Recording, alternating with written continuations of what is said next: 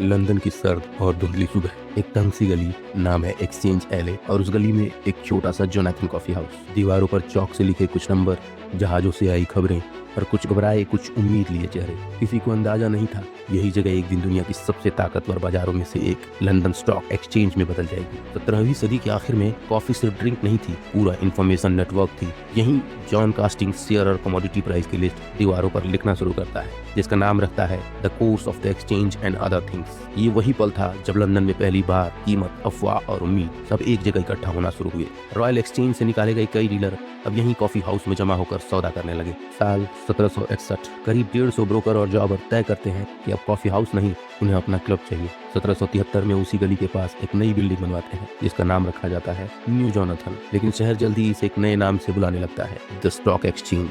साल 1801, लंदन में पहला रेगुलेटेड स्टॉक एक्सचेंज जन्म लेता है। अब बाजार अनौपचारिक कॉफी टेबल से निकलकर नियमों, मेंबरशिप फीस और आधिकारिक रूल बुक की दुनिया में पहुंच चुका है। कुछ समय बाद इस एक्सचेंज का मोटो बनता है डिक्टम मेयम पैक्टम, यानी my word is my bond.